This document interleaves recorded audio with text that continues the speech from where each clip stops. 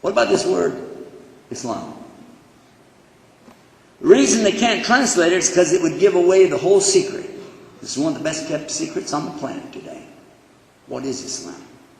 Now let's ask a Muslim, what is Islam? Islam is peace, brother. We love everybody. We're tolerant. No problem.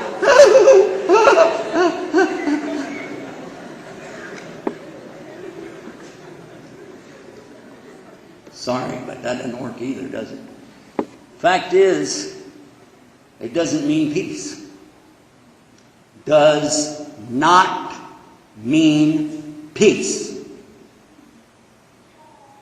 If you thought it did, get a new think going. How many Muslims? Let's put it up again. I'm just making sure you're still awake. Put the other hand up. How you feel now? Is it better? Your deodorant failed to put it down. All right. Anyway.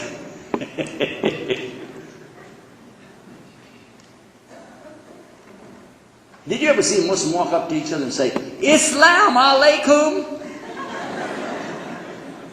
No.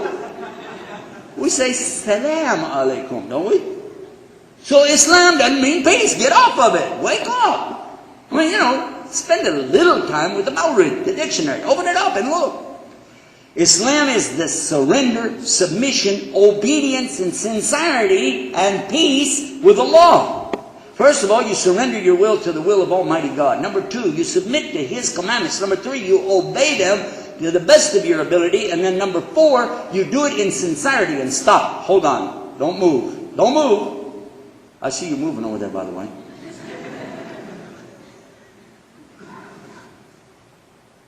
Think. Sincerity.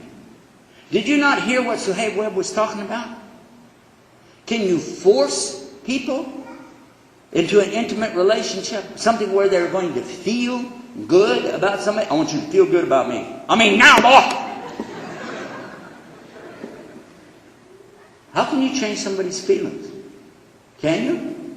You can try all day long, but hey, if you doubt what I just said, go to the divorce court and watch.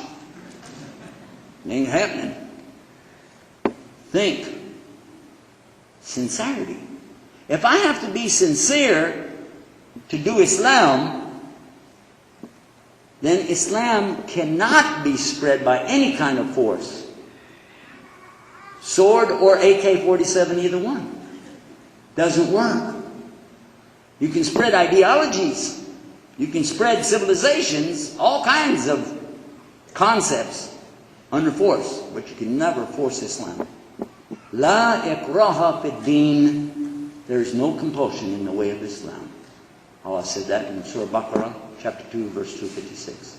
And then after that comes the word peace, and you have to be in peace with Allah. After you did the other 4, be in peace with whatever comes to you, because this life is a test for you. That's why we see the things happen in the world that we see today. The atheist says he doesn't want to believe because he sees hardship, he sees strife, he sees calamities, trials, and tribulations everywhere he looks. Oh my God, tsunamis, hurricanes, tornadoes, oh, cyclones over here, volcanoes going off over there. Whoa, must be no God. Huh? For us, it proves there's God, because He said in the Quran, that's how He punishes people and tests them. 1400 years ago, He described that we would be talking about earthquakes. Zalzala, yes or no? And the Prophet ﷺ prophesied in that last day there'd be so many earthquakes, even Saudi Arabia, even the place where the Kaaba is going to be affected by earthquakes. That's a good place to build tall buildings, isn't it? Duh. Anyway, we here in California know a little bit about earthquakes, yes or no? And I got just down to San Diego a couple of weeks ago, just in time, didn't I? Earthquake City.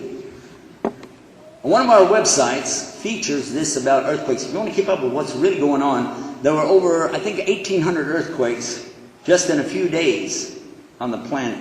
Most of you never even heard about it. Didn't even think about it. Went out about your business. Didn't care.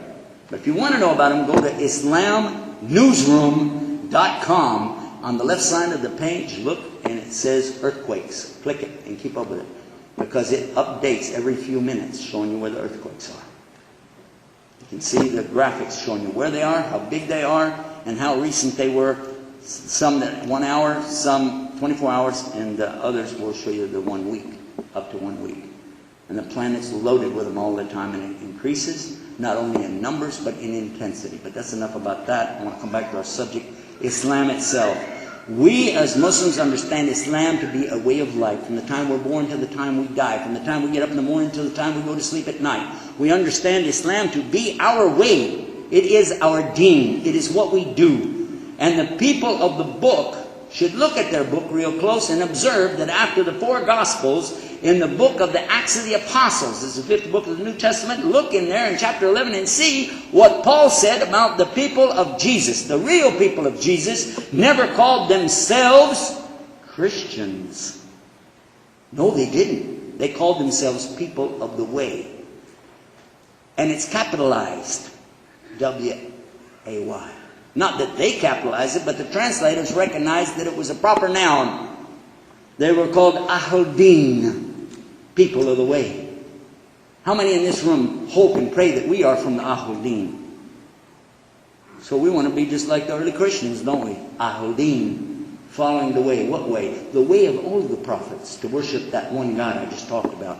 To do what He wants us to do, on His terms. Not worshiping the prophets, not worshiping the messengers, putting them in a high status, saying only good about them, not like some people did,